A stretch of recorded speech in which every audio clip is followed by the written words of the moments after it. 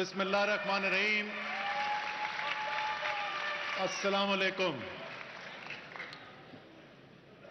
میں تقریر اپنی شروع کرنے سے پہلے آپ کی اجازت سے ایک چھوٹی سی بات مجھے یاد آ گئی۔ جب فیصل جاوید انٹروڈکشن کر رہے تھے اور انہوں نے بات کرنی شروع کی تو مجھے اپنے ایک بڑے پیارے دوست جس کا نام اب ادب سے لینا پڑتا ہے، اب اس کو ہم شاہ فرمان نہیں کہہ سکتے، اب گورنر صاحب بولنا پڑتا ہے۔ شاہ فرمان کچھ سال پہلے مجھے بتاتے ہیں کہ جی پشاور آئے خان صاحب، ہم کل پارٹی کے 4 یا 5 لوگ، اب میٹنگ ہو رہی ہے تو خان صاحب کہتے ہیں کہ جب ہماری حکومت ہوگی، کہتے ہیں میں دیکھ رہا ہوں شکل خان کی کہ 5 لوگ کمرے میں بیٹھے ہیں، یہ بولتا ہے حکومت ہوگی۔ تو آج جب فیصل جاوید نے انٹروڈکشن شروع کی، وزیر اعظم، governor, chief minister, ministers, M N As, M P As, تو صرف ایک ہی بات انسان کہہ سکتا ہے، وَتَعِزُّ مَن تَشَاءُ وَتُذِلُّ مَن تَشَاءُ۔ 3 حصے ہیں جی۔ کل رات کو ہی وزیر اعظم صاحب نے مجھے یہ کہا کہ آپ نے بھی بات کرنی ہے، تو جلدی جلدی میرے ذہن میں آیا۔ 3 حصے ہیں۔ ایک یہ، اور یہ خاص طور پہ ان کی فرمائش پہ، کہ ہمیں ملا کیا تھا۔ دوسرا یہ کہ ہم نے کیا کیا ہے ابھی تک، اور تیسرا یہ کہ ہم جانا کہاں چاہتے ہیں۔ ہمیں ملا کیا ہے تو اس کو آپ سمجھ لیں ایسے کہ کپتان نے ٹاس جیتا ہے اینڈ ڈیسائیڈڈ ٹو بیٹ، اور بیٹنگ کرنے کے لیے، اوپننگ کرنے کے لیے مجھے بھیج دیا ہے۔ وکٹ گرین ٹاپ ہے، اوپر بادل آئے ہوئے ہیں، یعنی گیند سوئنگ بھی ہو رہا ہے اور سیم بھی ہو رہا ہے۔ شاید اسی لیے مجھے بہت سارے لوگ، باہر سے آئے ہوئے لوگ مجھے بولتے ہیں کہ پاکستان میں سب سے مشکل نوکری تمہاری ہے، اور کئی لوگوں نے یہ پوچھتے ہیں مجھے کہ گھبرا تو نہیں گئے؟ اور میں آپ کو سچی بات بتاؤں، بھاگ بھاگ کے تھک تو گئے۔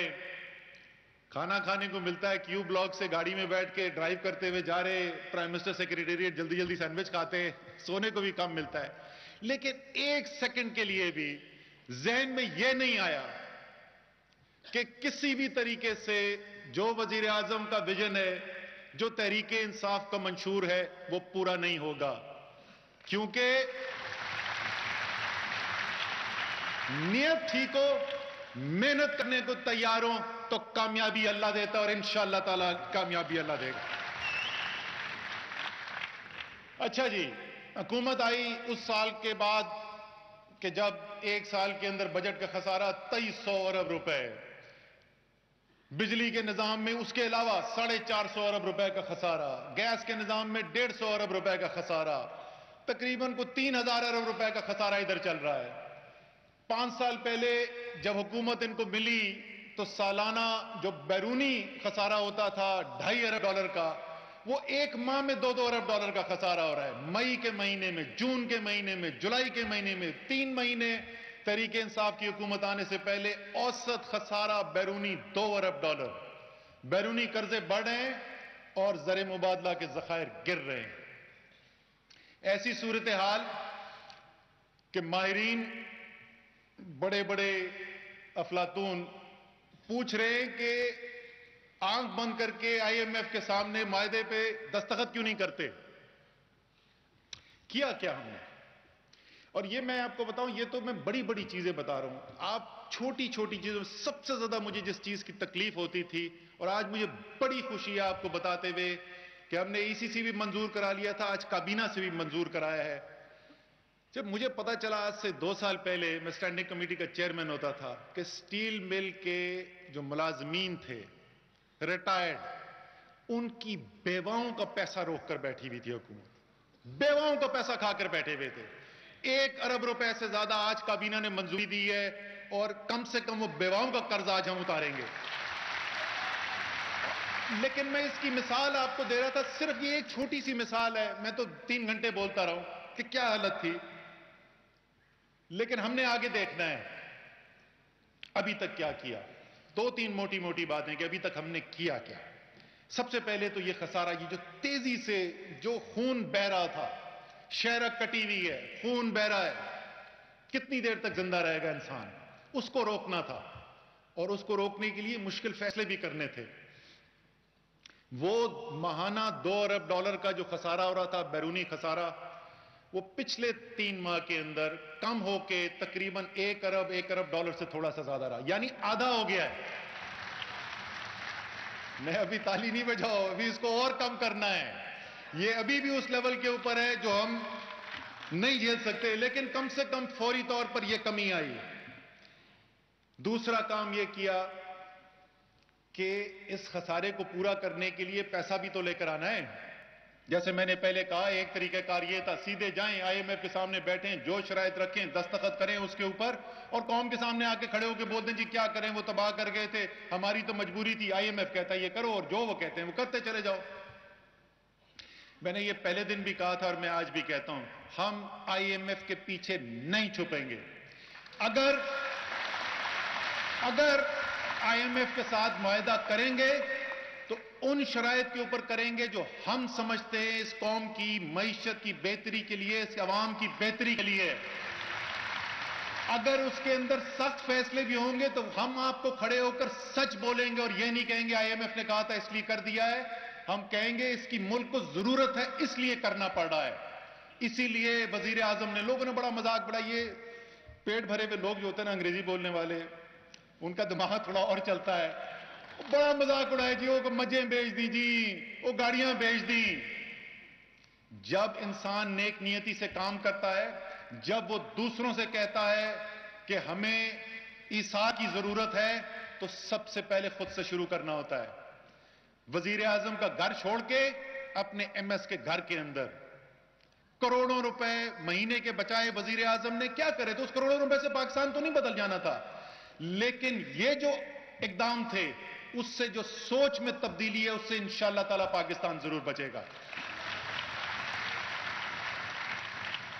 ساتھ ساتھ، اور اس کا تھوڑا سا کریڈٹ میں لوں گا اگلی چیز کا، میں وزیر اعظم کے پاس گیا، میں نے کہا جی آپ نے ایک طرف کہا ہے، ہم بھی یہی کہتے ہیں کہ ہمارے پاس صرف IMF پہ انحصار نہیں ہونا چاہیے، ہمیں آلٹرنیٹ بھی ڈھونڈنے چاہیے، متبادل بھی ڈھونڈنا چاہیے. تو وہ متبادل اگر آپ نے ڈھونڈنا چاہتے تو یہ جو آپ نے کہا ہے کہ میں 100 دن سفر نہیں کروں گا، یہ آپ کو اس سے توڑنا پڑے گا. یعنی کیا کرنا پڑے گا؟ یو ٹرن لینا پڑے گا. جب قوم کی بہتری کے لیے یو ٹرن لینا ہو تو وزیر اعظم لینے کو تیار ہیں، لیکن جب یو ٹرن اس بات کے اوپر ہو کہ ایک بہت بڑا اپوزیشن کا سیاستدان، اب اپوزیشن میں، اس وقت تو حکومت میں تھے، وہ کہے کہ میں اس سیاستدان کا پیٹ کاٹوں گا، کھمبے سے لٹکاؤں گا، زمین پہ گھسیٹوں گا، اور آج اس کو کہے کہ یہ میرا بھائی ہے، تو یہ یو ٹرن نہیں ہے، یہ اپنی چوری کو بچانے کی ایک تدبیر ہے. سو وزیر اعظم مان گئے. اس کے بعد سے آپ نے جیسے دیکھا مختلف ممالک میں گئے، اور ایک چھوٹی سی میں پہلے بھی بتا چکا ہوں، میں دوبارہ ذکر کرنا چاہوں گا. سعودی عربیہ گئے ہوئے تھے جی.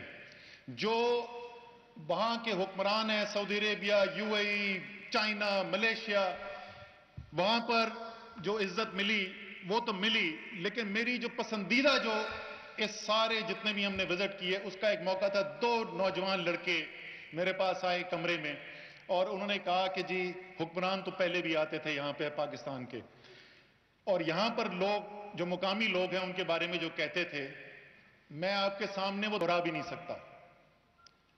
پہلی دفعہ آپ لوگ یہاں پہ آئے ہوئے ہیں، جو یہاں کے مقامی لوگ آپ لوگوں کے بارے میں کہہ رہے ہیں، پہلی دفعہ فخر ہو رہا ہے ہمیں یہاں پاکستانی ہو کے رہتے ہوئے.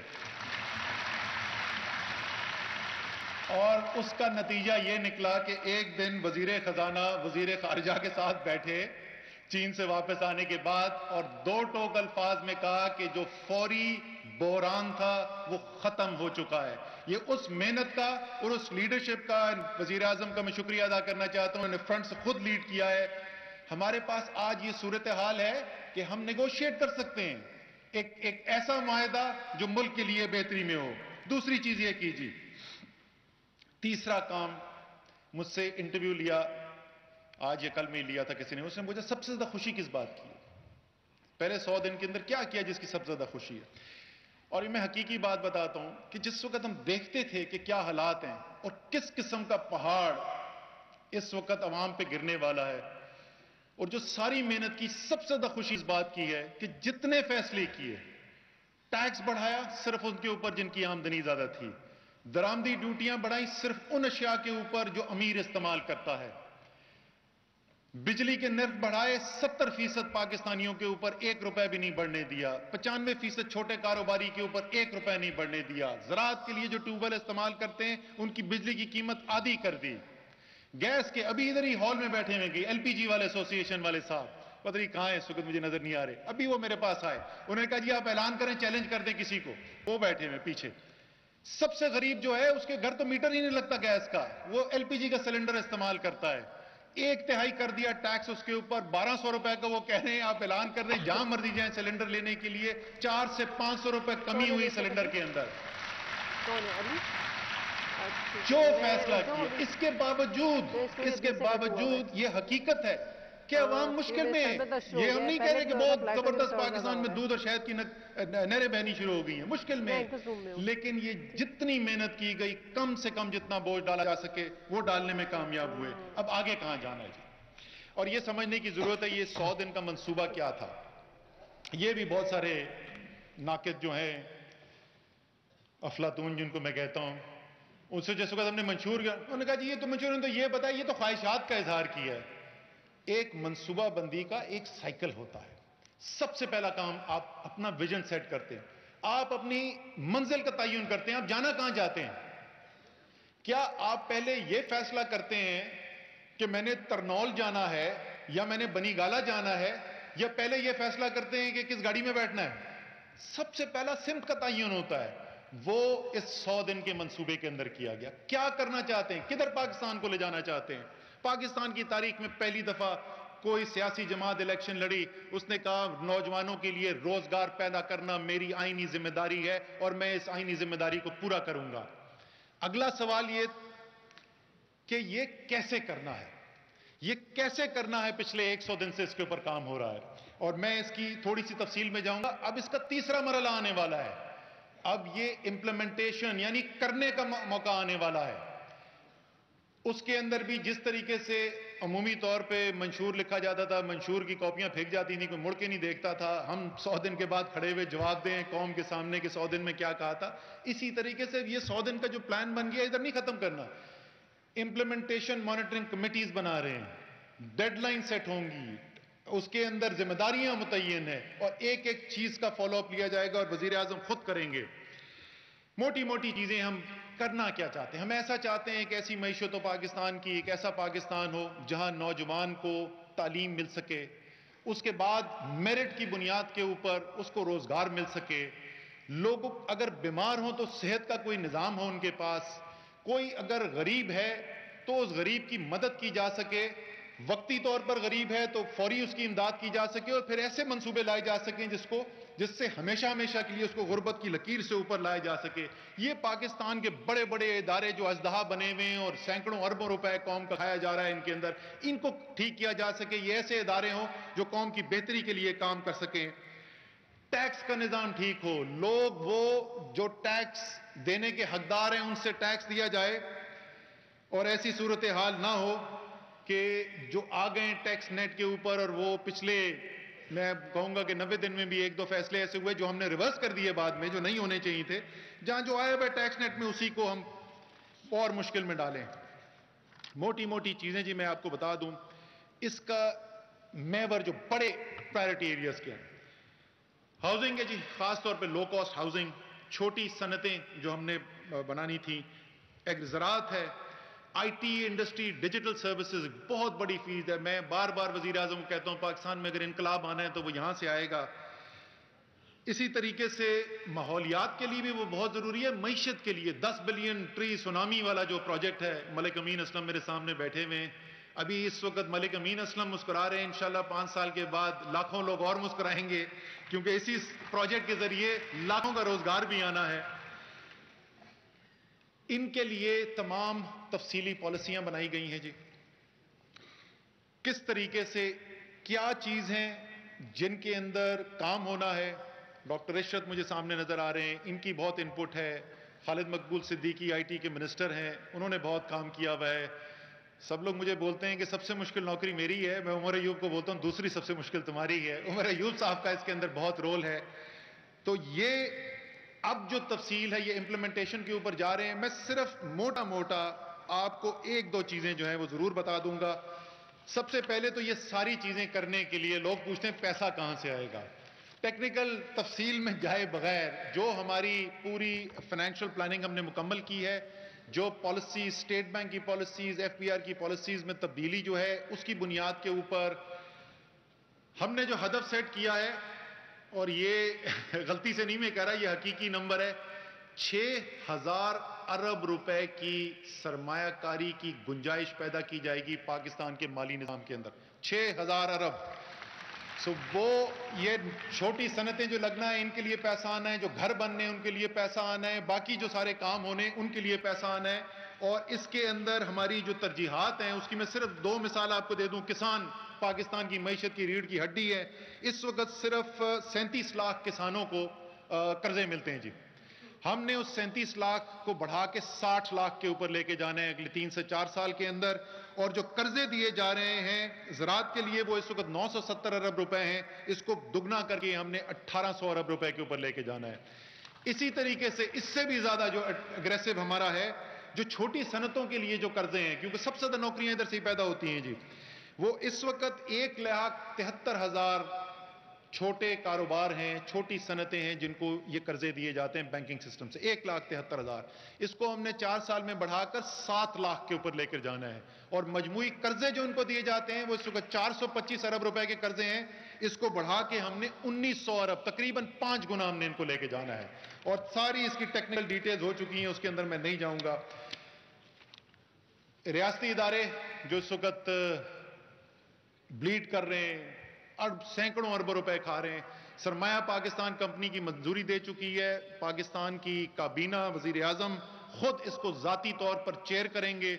پاکستانی لوگ بہترین پروفیشنلز جو صرف پاکستان میں نہیں دنیا میں جہاں پہ رہتے ہیں، بہترین پروفیشنلز کو لے کے آئیں گے۔ وہ لوگ جنہوں نے کامیابی سے اس قسم کے کاروبار، اس قسم کی صنعتیں صرف پاکستان میں نہیں دنیا میں چلائی ہوئی ہیں، ان کو ہم یہ اختیار دیں گے۔ اوپر جو بورڈ ہے وہ وزیر اعظم خود اس کو چیئر کریں گے۔ اور انشاءاللہ تعالی یہ جو ہمیں سننے کو ملتا ہے کہ ساری دنیا میں تو سرکاری ادارے، ریاستی ادارے کامیاب ہو سکتے ہیں، پاکستان میں نہیں ہو سکتے، کہ شاید ہماری خمیر میں کوئی مسئلہ ہے، انشاءاللہ تعالی آپ کو دکھائیں گے کہ اسی پاکستان کے اندر یہی ریاستی ادارے آپ کو کامیاب اور فعال بھی نظر آئیں گے۔ آخری چیز جس کا میں آخری 2 چیزیں جی، آخری جو ہلکا سا جو صرف جس طرح شہزاد ارباب نے کہا، اگر پچھلے 100 دن میں وزیر اعظم نے مجھ سے سب سے زیادہ کسی چیز کے بارے میں پوچھا ہے، سب سے زیادہ جس چیز پہ ان کا زور ہے، وہ بار بار یہ پوچھتے ہیں اسد یہ بتاؤ غریبوں کے لیے ہم کیا کریں گے۔ اس کام کے لیے بہت لوگوں نے محنت کی ہے، بہت لوگوں نے کام کیا ہے، اور اس کے نتیجے کے طور پر 5 بڑی چیزیں جو ہیں اس کے اندر ہمارے اس وقت منصوبے جو ہیں وزیر اعظم چند دنوں کے بعد لانچ کر دیں گے جی۔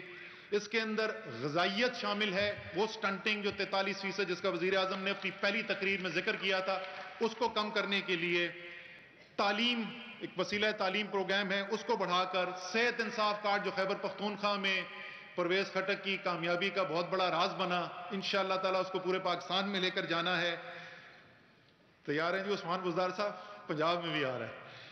اسی طریقے سے غریب کے سر پر چھت چاہیے، اور آخری چیز اس کو اپنے نوجوان کے لیے اور اپنے لیے روزگار چاہیے۔ ان 5 چیزوں کے لیے پروگرام ترتیب دیے جا چکے ہیں، اور انشاءاللہ تعالیٰ ان 5 پروگراموں کو لانچ کیا جائے گا تاکہ جو سب سے کمزور طبقے ہیں پاکستان کے، جو غریب ترین لوگ ہیں، ان کو اپنے پیروں پہ کھڑا کرنے کی، کیونکہ یہ ہو نہیں سکتا کہ ایک قوم اپنے غریبوں کو، اپنے کمزور طبقے کو پیچھے چھوڑ دے اور چند لوگ جو ہیں وہ امیر ہوتے چلے جائیں اور وہ معاشرہ کامیاب ہو سکے۔ آج تک ایسا معاشرہ کامیاب نہیں ہوا۔ آخری چیز नौजवानों के लिए, नौजवान मुझसे बहुत पूछते हैं जी नौकरियां, परवेज खटक बोले थे भाई खुदा का वास्ता बता देना कि ये डिफेंस मिनिस्टर ने नहीं देनी सारी नौकरियां। ये नौकरियां पैदा करनी है। अभी जो मैंने आपसे सारी बातें बोली, जो नया पाकिस्तान हाउसिंग का प्रोग्राम है, सबसे ज्यादा नौकरियां जो है रोजगार पैदा होती हैं हाउसिंग के जरिए। इसी तरीके से जिस तरह मैंने बताया 10 बिलियन ट्री सुनामी जो है उससे जॉब्स क्रिएट होनी है। जो छोटी सनतों को जो हम कह रहे हैं 425 अरब रुपए से 1900 अरब रुपए देंगे उनको, और वो सारी उसके अलावा जो एडमिनिस्ट्रेटिव मैनेजरियल सपोर्ट है वो इसके अलावा है। ज़ाहिर है तफसील का टाइम नहीं है यहाँ पर। ये सोशल प्रोटेक्शन की बात मैंने की, असासे लोगों को, गरीब लोगों को देने ताकि वो इस गुर्बत की लकीर से ऊपर आ चुके हैं, अपने पैरों पे खड़े हो सके। उसके अंदर जो है लाखों लोगों को रोजगार मिलना है। और आखिर में खैबर पख्तूनख्वा और जम्मू गिलगित बल्तिस्तान, आज़ाद जम्मू कश्मीर खास तौर पे, लेकिन उसके अलावा बलोचिस्तान सिंध के अंदर भी, पंजाब के अंदर भी जो टूरिज्म को प्रमोट करना है इंशाअल्लाह ताला सबसे बड़ा वादा लोग कहते थे उस वादे के ऊपर कायम है। इंशाअल्लाह ताला पूरी भरपूर कोशिश करेंगे और अल्लाह से उम्मीद है कि 5 साल के अंदर पाकिस्तान के नौजवानों के लिए 1 करोड़ रोजगार का मौका जरूर होगा। आखिर में मैं खत्म उस बात पे करना चाहता हूं जो मैं पहले भी बोल चुका हूं जी कई दफा, लेकिन मैं उसको दोहराना चाहता हूं क्योंकि बहुत मनफी बातें भी सुनने को मिलती है। दुनिया में बहुत लोग पाकिस्तान को नाकाम भी देखना चाहते हैं। मैं इसको तहरीक इंसाफ नहीं समझता, मैं इस हुकूमत की नहीं, पाकिस्तान को नाकाम देखना चाहते हैं। मैं हमेशा ये बात कहता हूं और मेरे ये ईमान का हिस्सा है, ये मुल्क नाकाम हो ही नहीं सकता। क्यों? क्योंकि ये मुल्क कायदे आजम की लीडरशिप थी, अल्लामा इकबाल का ख्वाब था, लाखों मुसलमानों ने इसके लिए काविश की, लेकिन ये मुल्क इंसानों का नहीं, ये अल्लाह ताला की देन है। और मैं बात दलील से करता हूं, इसलिए दलील क्या है मेरे पास कि ये अल्लाह ताला की देन है। पूरे साल में पाकिस्तान किसी दिन भी बन सकता था। कोई वजह है कि 27 रमजानुल मुबारक को पाकिस्तान वजूद में आया था। ये मुल्क अल्लाह ताला की देन है। अल्लाह का खौफ रखने वाले और सिर्फ अल्लाह के सामने झुकने वाले और अल्लाह से खौफजदा होने वाले इस मुल्क के लिए नेक नियति से